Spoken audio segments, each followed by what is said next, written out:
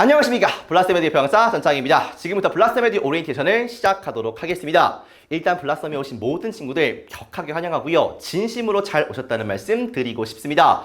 이 오리엔테이션 강의는 여러분들과 선생님이 처음 화면상으로 만나서 인사하는 시간이기도 하지만 단언컨대 여기 오신 이후부터 듣게 될 모든 강의들 중에서 지금 듣고 계신 이 오리엔테이션 강의가 가장 중요하다는 말씀 드리고 싶습니다.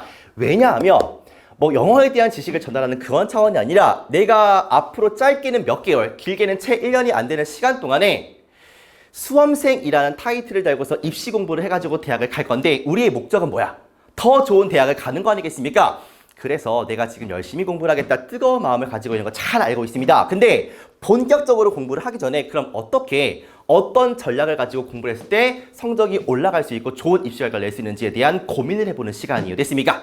대학을 가는 방식이 몇 가지입니까, 여러분들? 한 가지인가요? 아니야. 여러 가지가 있지 않습니까? 그리고 학생들마다 가지고 있는 데이터가 다 다릅니다. 여태까지의 내신 누적 등급, 그 다음에 최근에 봤던 모의고사 성적들이 있지 않습니까? 그리고 여태까지 했던 활동들 전부 다르단 말이야. 그러니까 학생들마다 대학을 준비하는 방식이 똑같을 수가 없는데 대부분의 학생들이 자기의 객관적인 데이터를 분석하지 않은 상태에서 그냥 해오던 대로 하시니까 이게 옳은 방식의 학생들이면 괜찮지만은 그렇지 않은 친구들은 입시의 끝에 가가지고 이게 아니었구나. 내가 시간을 엄청 낭비했네? 이런 생각이 들 수밖에 없다는 거 아니겠습니까? 학생들마다 객관적인 데이터가 분명히 존재할 것이고 그 데이터를 철저하게 분석해서 나한테 최적에 맞는 방식이 무엇일까를 고민하고 그 방식대로 선택과 집중을 통해서 공부하시는 게 중요하다고요. 알겠습니까? 열심히 공부하는 건 그게 정확한 방향성을 토대로 했을 때 효과가 나는 것이고요. 알겠습니까? 지금 이 시간에 뭐 한다고 여러분들? 내가 내 객관적인 데이터를 바탕으로 어떤 전략을 세워가지고 앞으로 열심히 공부를 할 방향성을 잡을지에 대한 시간이 오리엔테이션 1부 지금 이 강의가 되겠습니다. 그 다음에 2부에서는 두 개인데 OT가 방향성을 잡았으니까 그걸 토대로 해서 블라썸에 왔으니 블라썸은 어떠한 커리큘럼과 시스템으로 공부를 하게 되는지 학업적인 부분들, 그 다음에 생활적인 부분들을 말씀드리면서 아직 학원에 적응하는 시기고 어색하긴 하지만 이 OT를 통해서 한 방에 그런 시간들을 싹 없애가지고 바로 공부에 집중할 수 있게끔 도와드리는 시간이 되겠습니다. 아시겠죠? 그러니까 그렇구나 정도가 아니라 정말 내 얘기구나를 확실하게 느끼신 다음에 실천과 노력을 통해서 변화하는 그 첫 걸음이 되시기를 바랄게요. 알겠습니까? 확실한 전략 수립과 그걸 통한 열정과 노력을 통해서 성적을 올려보자고. 아시겠죠? 자, 그러면 본격적으로 한번 시작해 보도록 하겠습니다. 일단은 입시에 대한 얘기를 할 건데 지금부터 하는 얘기의 취지는 이겁니다. 내가 지금부터 모든 입시를 다 정리해 줄게. 이런 거 절대 아니야. 그러니까 입시 전형이 어떤 게 있는데 이 중에서 본인의 객관적인 데이터를 바탕으로 했을 때 어떤 전형을 선택해야 되는지에 대한 가이드를 드리는 시간이 되겠습니다. 그래야 시간을 단축시킬 수 있고 똑같은 시간 속에서 효율을 최대한 추구할 수 있다는 거 아니겠습니까? 효율을 추구한다는 게 여러분들 적게 공부하고 많은 것을 가져간다는 게 아니라 여러 가지 중에서 나한테 맞는 길을 딱 정해가지고 그걸 뒤집다 파는 게 중요한 거라고요. 알겠습니까? 그거를 만들어드리는 시간이 지금 이 OT 시간이 되겠습니다. 보시면 대학을 가는 방식은 크게 두 가지예요. 정시 아니면 수시인데 정시는 이코르 뭐다? 그냥 수능이라고 보시면 되고요. 수시는 크게 세 가지. 교과, 종합, 논술 이렇게 세 가지가 되겠습니다. 이렇게 전형들이 존재한다가 중요한 게 아니라 뭐가 중요하다? 나한테 맞는 방식을 찾는 것이 중요하다. 그것은 내가 마음대로 그냥 수능이 좋은 것 같아, 종합이 좋은 것 같아 이런 차원이 아니야. 뭐를 바탕으로 여태까지 해왔던 그 데이터를 바탕으로 해서 어떤 게 유리한지를 따져보자고요. 객관적이고 냉철하게. 알겠습니까? 그게 되신 상태여야지 그것만 드립다 파니까 다 이것저것 하는 친구들에 비해서 확신이 없는 친구들에 비해서 같은 시간이지만 효율적으로 가실 수 있다고요. 대학교는 하나만 붙으면 돼요. 여러분들 다 붙을 필요 없지 않습니까? 그러니까 그 하나를 어떻게 하면 최적으로 준비할 수 있는지를 따져보자고요. 아시겠죠? 봐봐. 상투적인 말이긴 하지만 선택과 집중을 하실 때가 되겠습니다. 크게는 두 가지를 정하시면 되는데 아까 말씀드린 대로 내가 어떤 전형으로 갈지야. 크게는 정시를 할지 수시를 할지. 수시를 할 거면 어떤 것이 나한테 가장 유리한 건지를 따져보셔야 되겠습니다. 그래서 그거에 맞게 공부를 하시는 게 중요하다고요. 알겠습니까? 그래서 실질적으로는 여러분들 3학년 1학기 내신을 할지 말지가 엄청나게 중요합니다. 물론 내가 분석을 해보니까 나는 내신이 필요해. 그럼 무조건 하시면 돼요. 그 다음에 내가 내신이 필요하다는 걸 아는 친구들은요. 내신 하지 말라고 해도 합니다. 근데 반대로 난 내신이 필요가 없는 친구인데 1학년, 2학년 때 하던 게 내신이다 보니까 계속해서 아무 생각 없이 내신을 하시는 겁니다. 근데 수능쯤 와서 보니까 내신을 쓸 대학이 없어. 그럼 결국 나는 수능으로 가야 되는 친구인데 이 시간을 뭐 한 거야? 버린 거 아니겠습니까? 자그마치근데 1학기 내신 기간이 1학기 중간고사를 준비하기 시작하는 시간이 3월 말부터 1학기 기말고사 끝나는 7월 초까지야. 약 100일이거든. 근데 수험생활 여러분들 3월 초에 시작하는 순간부터 수능 보는 그날까지 약 250일이에요. 그러면 250일 중에 쓸데없이 100일을 날리는 거 아니겠습니까? 남들은 열심히 수능 공부하고 다른 것들을 공부하는 250일 동안 나는 필요 없는 100일을 날리는 거니까 얼마나 손해야. 40% 날아가는 거 아니겠습니까? 이러지 말자고요. 알겠습니까? 선생님이 지금 약간 흥분한 취지를 알겠어요, 여러분들아? 안타까운 거는 다 열심히 공부를 해요. 그런데 그 와중에 올바른 방향성을 가지고 공부를 하셔야 되는데 그게 아니라 그냥 아무 생각 없이 가시는 거야. 그러니까 나한테 필요가 있는지 없는지를 지금 하루 일주일만 잘 투자를 하시면 앞으로의 100일, 200일이 편해지는데 그게 없으니까 힘든 거 아니겠습니까? 물론 지금 듣고 있는 친구들 중에서 5월 말 6월이야. 그럼 어쩔 수가 없는 거지만 그 전인 친구라면 반드시 어떤 전형으로 갈지 1학기 내신을 할지 말지 이게 엄청 중요하다고요. 알겠습니까? 그거에 따라서 내신이 중요해지는 포인트에서 하시는 게 맞고요. 내신이 필요가 없으면 과감하게 다른 거에 집중하는 게 맞다. 알겠습니까? 모든 전국의 수험생들이 시간은 똑같이 있습니다. 똑같은 시간 속에서 최고의 효율을 추구하는 것이 우리의 목적이라고요. 적게 공부하고 많이 가져가자 그런 거 아니라고요. 여러 가지 입시 대도 중에서 나한테 맞는 방법이 어떤 것인지를 철저하고 냉정하고 객관적으로 분석해가지고 그거를 뚫고 가자는 게 우리의 취지라고. 아시겠습니까? 그래요. 자, 여러분들 오해하실 수 있는데 이런 말씀 드리고 싶은 겁니다. 쌤 제가 2학년 때까지는 내신이 안 좋았어요. 인정합니다. 근데 3학년 때 열심히 공부를 해가지고 올리고 싶은데요. 좋은 마인드긴 해요. 근데 봐봐. 현실은 이래. 고등학교 내신 방식인데 보세요.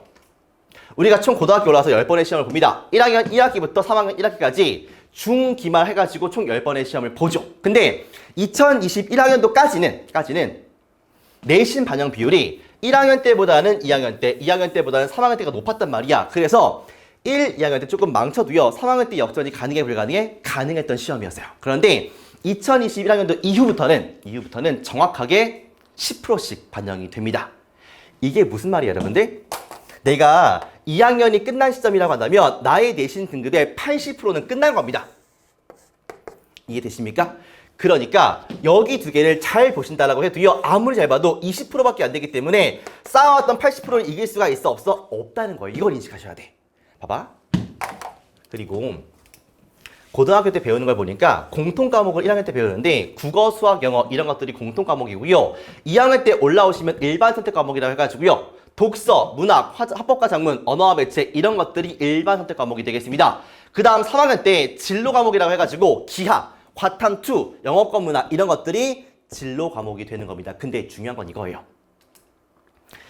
대학교를 보니까 교과 전형, 내신 전형을 쓸 때 방금 3학년 때 봤던 진로 과목을 선택하지 않는 대학도 있다는 겁니다.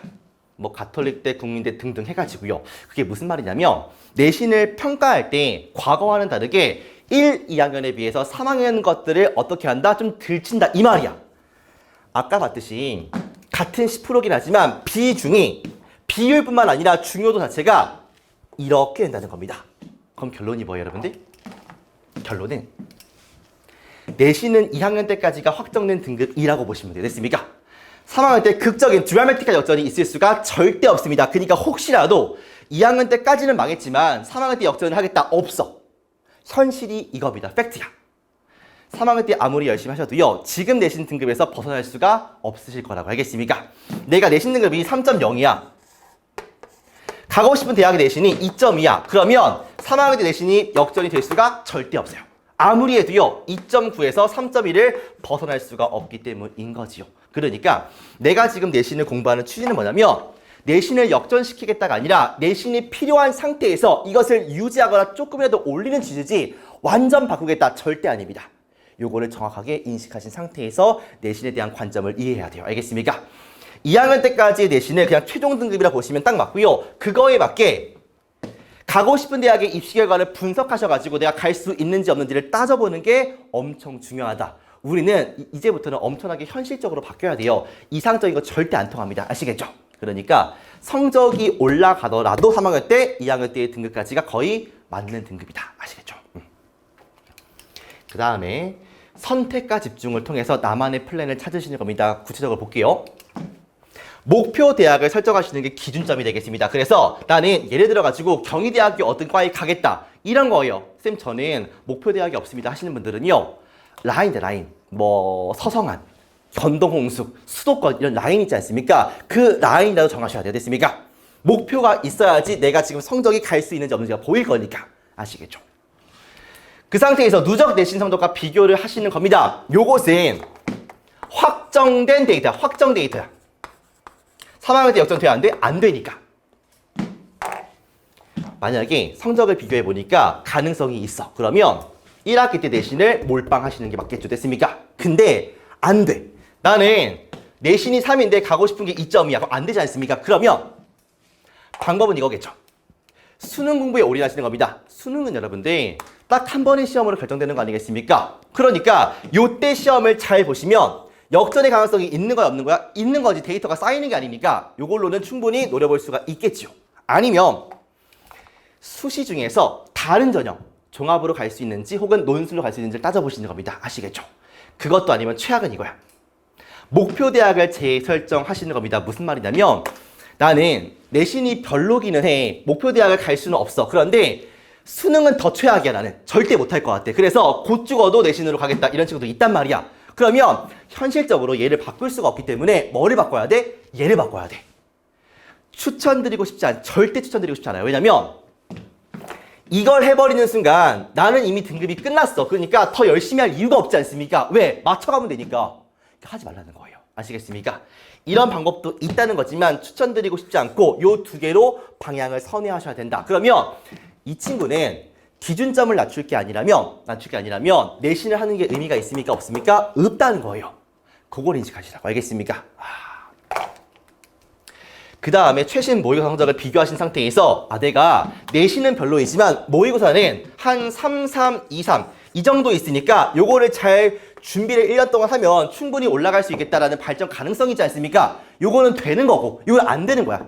알겠어? 그러니까 여기에 올인해야겠다. 그리고 내가 어렸을 때 논술을 잘했으니까 논술도 같이 가져가야겠다. 이런 식으로 준비를 하시는 거죠. 되십니까? 현실을 보셔야 돼요. 내신을 계속해서 해왔다라고 해서 내신을 계속하는 게 아닙니다. 필요한 사람만 하는 것이고요. 필요가 없으면 과감하게 버릴 수 있어야 돼요.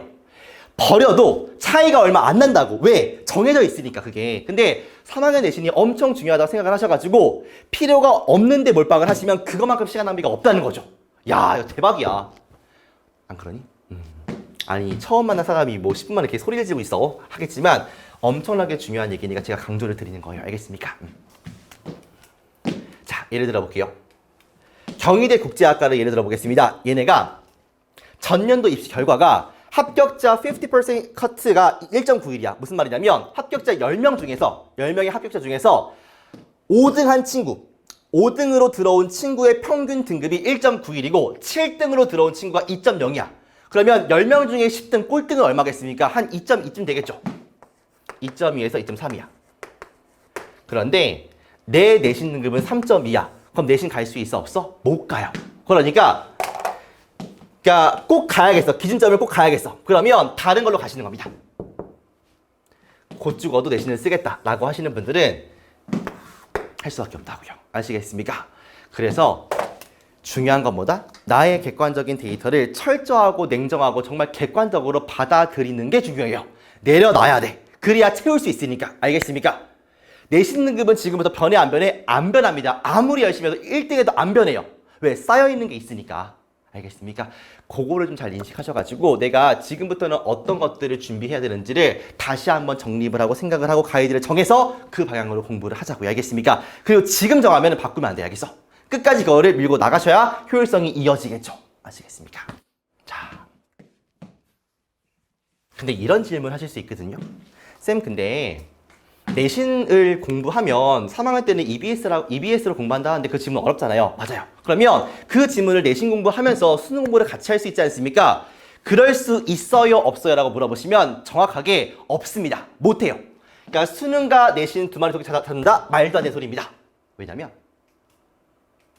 2021학년도까지 2020연도까지는 EBS라는 걸 좀 알아야 되는데 여러분들 EBS가 수능에 연계되는 게 세 가지 교재가 있습니다. 뭐가 있냐면 수특 영어라는 게 있고요. 수특 영어.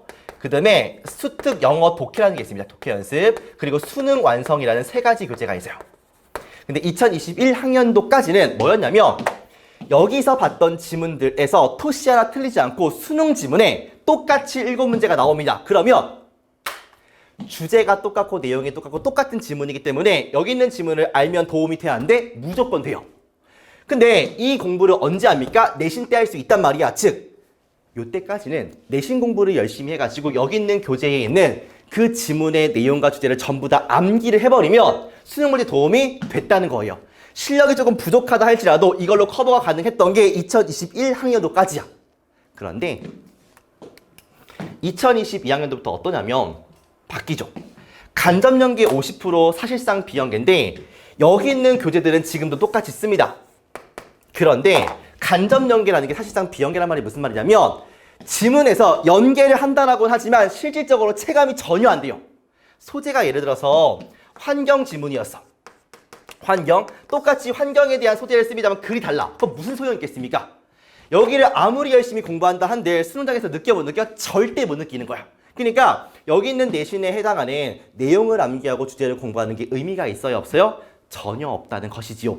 물론 여기 있는 영어 지문을 공부하면서 어휘도 외울 것이고 문장도 읽을 것이기 때문에 영어 공부가 안 되는 것은 아닙니다. 그렇지만 수능 공부에 필요 없는 것들 있잖아. 주제를 뭐하러 암기를 합니까 여러분들? 내용을 알아서 뭐해요?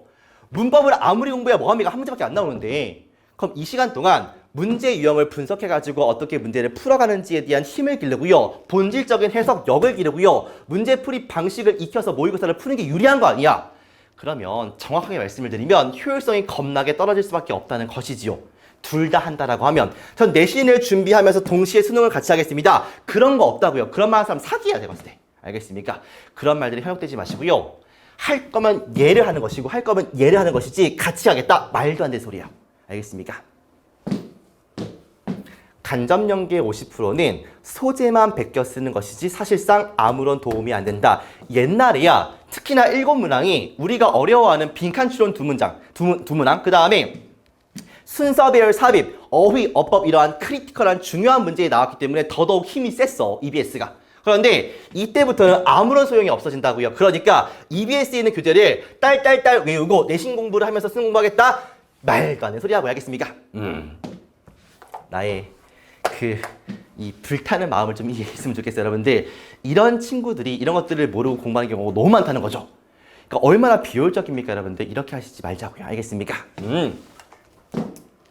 내신을 하면서 수능하는 거 절대 아닙니다, 알겠죠? 하나만 한다고 보시면 돼요, 알겠죠? 자, 정시는 정리하면 그냥 이코르 수능이라고 보시면 되고요. 블라썸으로 치면 정규 커리큘럼을 잘 따라가시면 끝입니다. 얘는 단순해.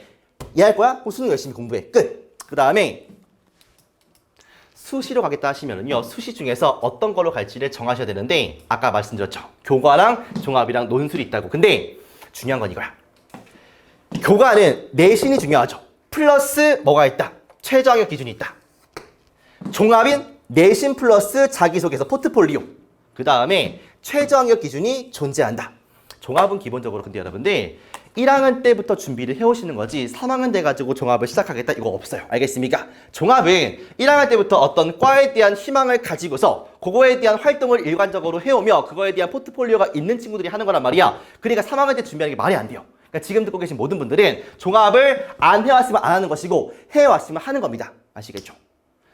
논술은 마찬가지로 논술 시험을 보고서 최저학력 기준을 맞추셔야 되겠습니다. 물론 모든 학교에서 최저학력 기준이 있는 것은 아닙니다. 근데 얘가 뭐냐면 이런 거예요.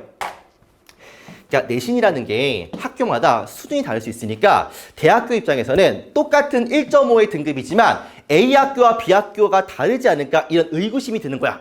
그럼 객관적인 지표가 필요한데 그러면 내신 점수로만 믿을 수가 없으니까 우리 학교 올라면 최소한 수능에서 2개 과목에서는 뭐 2합 4, 2합 5 이런 식으로 최저 학력 기준을 맞추라 이 얘기야.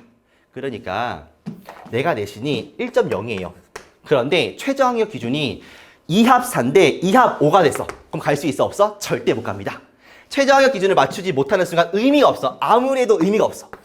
되십니까? 그래서 수시로 간다고 해도요. 교과는 내신, 종합은 내신 플러스 자소서, 그 다음에 논술은 논술이 중요한 건 맞아요. 그런데 뭐가 필요하다? 학교별로 최저학력 기준이라는 게 필요하다. 그러니까 한마디로 정리하면은 우리가 수능을 뗄래야 뗄 수 없는 존재라고 보시는 겁니다. 정시는 무조건 수능이야. 수시로 가도요. 다른 것들이 중요하긴 하지만 뭐를 본다? 특히 상위권으로 갈수록 최저학력 기준이 있으니까 최소 수능에서 2과목을 준비를 하셔야 돼요. 알겠습니까? 그러니까 나는 수시로 갈 거야. 수능은 버려. 이게 아니라고. 아시겠죠? 자, 계속 가볼게요. 정시 1학기, 2학기 전부 다 수능에 몰빵하시면 되겠고요. 내신 그냥 툭 버리시면 되겠습니다. 그 다음에 수시인데 교과서정이야. 그러면 1학기 때는 내신 열심히 하셔야겠죠. 왜? 내신 등급을 최소 유지하고 더 안 떨어지게 해야 되니까. 그 다음부터는 최저학력 기준을 위해서 수능 공부하시면 되겠습니다.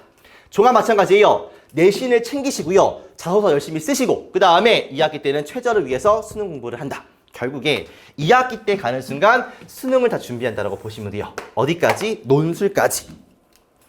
논술은 교과가 필요 없지 않습니까? 수능 바로 준비하시면 되고요. 그 다음 사람마다 다르겠지만 보통은 2학기가 시작됨과 동시에 같이 준비하시거나 더 일찍 준비하는 경우도 있고요. 사람마다 다르겠지만 기본적으로 테마는 1학기, 2학기 수능, 그 다음에 2학기 때 논술 병행이라고 정리하시면 되겠습니다. 아시겠죠? 그러니까 내가 교과로 갈 거야. 그러니까 7월 초에 내신 끝났으니까 쌤 저 빠이빠이 하겠습니다 라고 하시면 안 된다고. 왜? 이거 해야 되니까. 이거 해야 되니까. 알겠어? 내신을 아무리 잘하셔도요. 수능이 나오지 않는 순간, 최저가 안 나오는 순간 수시도 의미가 없어진다는 겁니다. 아시겠죠? 그러니까 끝까지 수능은 준비를 하겠다는 마인드로 가시는 게 맞아요. 알겠습니까? 어떤 전형이든 간에. 오케이? 그래서 수능은 선택이 아닌 필수라고 제가 말씀을 드리는 거예요. 정시는 말할 것도 없으며 그 다음에 수시로 가더라도요. 뭐가 있으니까? 최저학력 기준이 있으니까 그렇다는 거 아니겠습니까? 수능은 여러분들 내가 교과로 가든 종합으로 가든 뭘로 가든 무조건 준비한다고 보시는 게 맞습니다. 경중이 좀 다를 뿐이지 반드시 준비를 해야 되는 과목이다. 그러면 이런 질문을 하시겠죠. 쌤, 영어 과목을 꼭 챙겨야만 하겠습니까? 라고 하십니다. 그래요. 나는 수시로 가는데 그래요. 2과목만 준비 잘하면 돼요. 그 중에서 꼭 영어를 넣어야 돼요. 정시 어차피 다 할 거니까 상관없는데 수시는 이런 질문 하십니다. 그러면 네! 라고 당당하게 말씀을 드릴 수가 있겠습니다. 그 이유를 좀 분석을 해볼게요. 보시면 4개년 동안 과목별 1, 2등급 비율이 되겠습니다. 기본적으로 4%까지가 1등급이고 11%까지가 2등급인 건 다 알고 계실 거고 영어는 절대평가이기 때문에 그 기준치가 의미가 없습니다. 그 다음에 동점자 때문에 약간 왔다 갔다 할 수 있다는 점 좀 이해하시고 보면 되겠습니다. 국어 보니까 20학년도야. 4.82, 수학 5.63, 영어는 7.43이 되겠습니다. 21학년도 1등급이 되겠습니다. 국어 4.4, 수학은 5.07, 영어는 12.66이야. 그러니까 딱 봐도요. 차이가 아주 커 보이진 않으시라도 수학, 국어에 비해서 어떻습니까? 영어가 높죠. 됐습니까? 마찬가지. 여기는 엄청 크지. 근데 중요한 건 이거예요. 2등급까지의 누적 비율을 보시면 국어는 12%, 수학 12%, 여기는 23.68%야. 그 다음에 21학년도입니다. 11, 14, 29안이야. 22학년도. 11.3, 11.63, 27.89 아닙니까? 11.44, 13.12, 26.5입니다. 그러면 거의 못해도 2배 이상은 차이가 난다는 거 아니겠습니까? 아, 다른 과목들은 10명 중에 1명에서 9명에서 10명 중에 1명이 2등급인데 영어는 10명 중에 2명 내지 3명까지가 2등급이니까 훨씬 등급받기가 쉽지 않습니까? 객관적인 데이터상. 그러니까 무조건 가져가셔야 되는 게 맞다는 것이죠. 알겠습니까? 정시는 말할 것도 없고요. 수시로 가더라도요. 가장 등급받기 쉬운 과목이 영어일 수밖에 없다. 왜? 등급 퍼센테이지가 절대평가로 바뀌면서 훨씬 올라갔으니까. 알겠습니까? 11%에서 23%, 29%로 올라갔으니까 훨씬 받기가 쉬울 것이다. 근데 본질은 이거야, 여러분들. 사실 그러면 어떻게 또 흘러가냐면 그럼 영어를 열심히 준비해야겠다가 아니라 그러면 등급 받기가 좀 쉬우니까 다른 과목들에 비해서 영어를 좀 덜 해도 되겠네요. 와, 돌아버리겠는 거야. 여러분들 여기가 23.68%인데 미안한 얘기지만 여러분들이 24%일 수도 있지 않습니까? 그러니까 과목에서 등급을 받기 쉽다는 거 이코르 공부를 좀 덜 해야겠다는 절대 아닌 거야. 모르는 거야, 여러분들아. 내가 여기서 29.14가 30%면 어떡할 겁니까? 안 그래? 과목에서 등급을 받기는 수월하다. 그러니까 똑같은 정도로 공부했을 때 얘가 등급 받기 쉽다는 거지. 그러니까 등급 퍼센테이지가 넓으니까 들 공부해야지라고 하시면 이거는 정말 참사가 일어날 수 있다는 거죠. 여러분 알겠습니까? 그렇게 생각하지 말라고요. 세상에 공짜가 어딨어. 쉬운 게 어디 있습니까? 하는 만큼 나오는 거죠. 영어도 똑같이 열심히 공부를 하시는 겁니다. 그러니까 가장 안타까운 것은 9월달 시험에서 저 2등급 나왔습니다. 쌤, 빠이 짜이찌엔, 사요나라 하고서 수능 때 3등급 나오는 거예요. 최악이야 이게. 응? 끝까지 긴장감을 늦추지 마시고요. 물론 자기가 약한 과목들, 더 중요한 과목들 열심히 하셔야겠지만 그렇다라고 해서 영어가 중요하지 않다. 말도 안 되는 소리라고요. 알겠습니까? 이과는 수학이 당연히 중요하고 과학이 중요하죠. 문과, 국어 중요하죠. 모르는 거 아니야. 근데 얘가 높다라고 해서 그거 이코 공부를 좀 쉽게 해야지 절대 없다고요. 알겠습니까? 끝까지 물고 늘어 뜯으셔야지 2등급에 안착하실 수 있다는 겁니다. 아시겠습니까? 자, 그다음 블라스메디 커리큘럼 시간이 되겠습니다. 요것은 블라스메디 OT 2부에서 더 자세하게 설명을 드리긴 하는데 간단하게만 좀 보도록 할게요. 일단 기본적으로 수능 커리큘럼이니까 1학기 때 내신을 하지 않는 것을 기조로 갑니다. 알겠죠? 자, 보시면 기간마다 겨울방학부터 6월이 있을 것이고 그 다음에 7월, 8월 방학 때가 있을 것이고요. 그 다음에 9월부터 수능까지의 기간 크게 세 가지라고 보시면 되겠습니다. 들어오는 시기가 다르면 걱정하지 않으셔도 되겠습니다. 이것은 일반적인 상황들이고 내가 이때 왔다. 그럼 이때 맞는 커리큘럼을 드릴 거니까 걱정하지 마세요. 알겠습니까? 상관없습니다. 일단은 이때부터 뭘 하냐면 문장 해석 실력을 상승시키는 수업을 계속할 텐데 언제까지 합니까? 수능부는 그 날까지 합니다. 왜냐면 그러니까 마지막에 이렇게 생각한단 말이야. 지금부터는 모의고사만 열심히 풀면 되겠지. 감만 유지하면 되겠지. 그렇지가 않습니다. 결국에 시험에서 한 문제를 맞추냐 안 맞추냐는 내가 어휘 하나 더 아냐, 문장 하나 더 해석하냐 이 차이거든.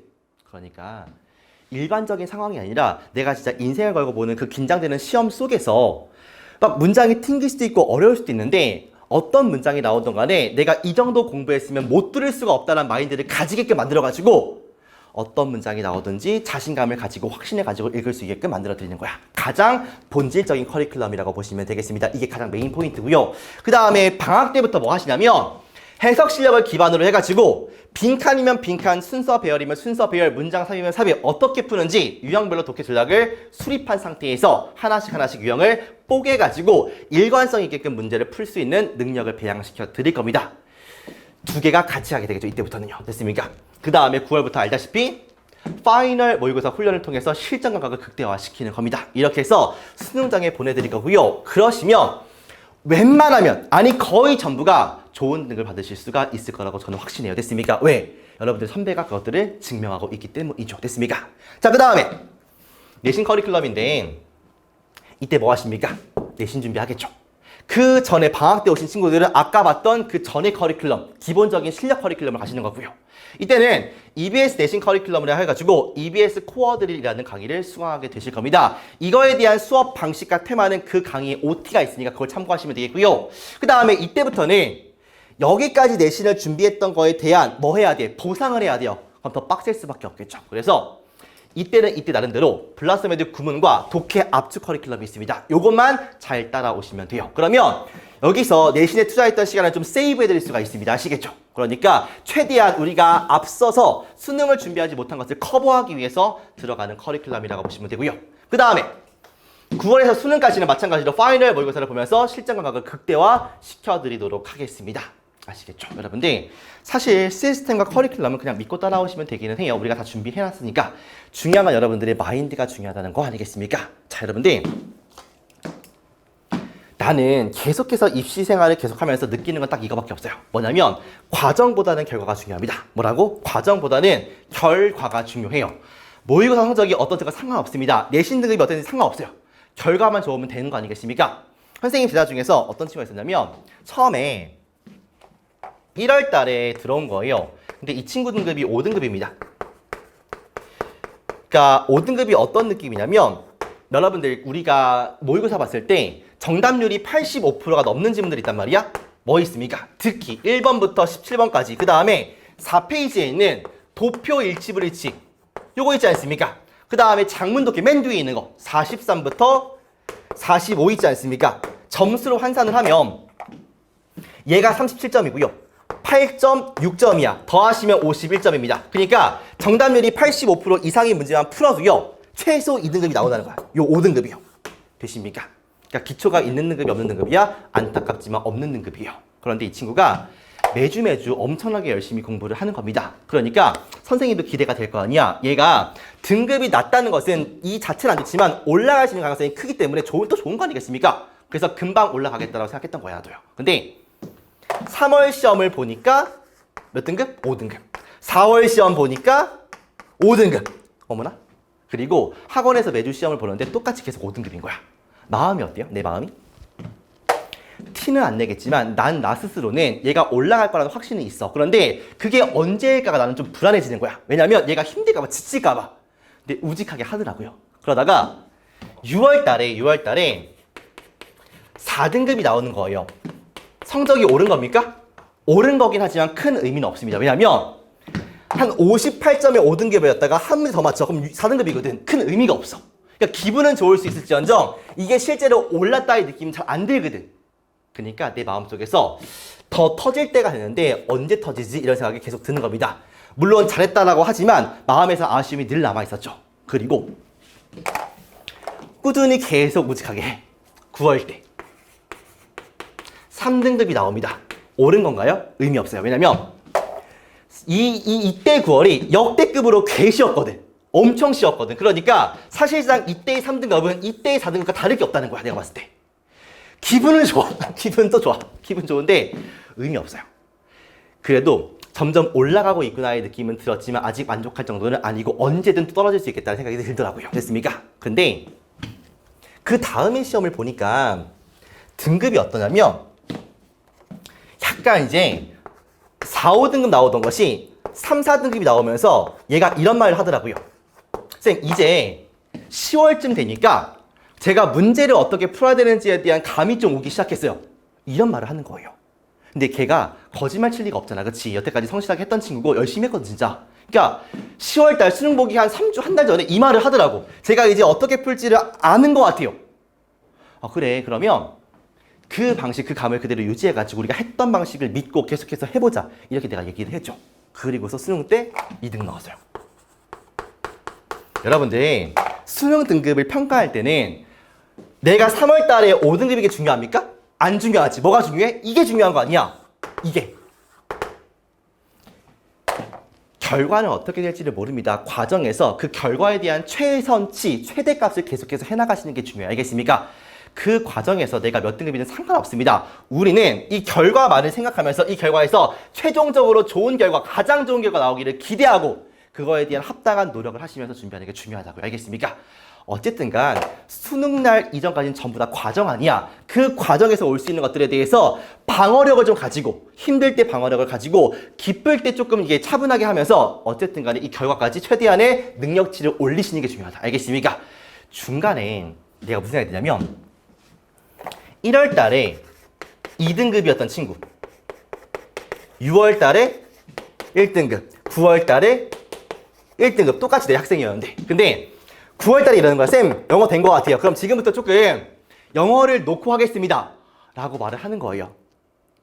내가 엄청나게 뭐라고 했지만 학생의 마음이 엄청 중요하거든. 그러니까 그때보다 좀 해이해지더라고. 몇 등급 나와요? 2등급. 그러니까 어이가 없는 거야. 아니 처음에 5등급으로 시작한 친구와 얘랑 다를 게 뭐가 있어 결과적으로는.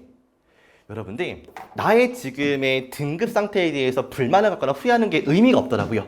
왜요? 이건 과정이니까 결과적으로 여기에서 마지막 그 마침표에서 어떤 성적이 나오냐가 중요한 거 아니겠습니까? 잘했던 친구와 좀 못했던 친구가 결국 끝까지 가니까 어떻게 했냐에 따라서 달라지는 거라고요. 신기하지 않습니까? 그리고 수능이라는 시험이 일정 부분 진득하게 진심성을 가지고 노력을 하시면 그만큼의 성과를 주는 시험이에요. 고시가 아니지 않습니까? 사법고시가 아니잖아, 그렇지? 그러니까 여러분들 지금의 과정에 해당하는 그 점수보다는요 결과치를 생각하면서 그 과정에서 최선을 다하는 것이 우리가 할 일이다. 아시겠죠?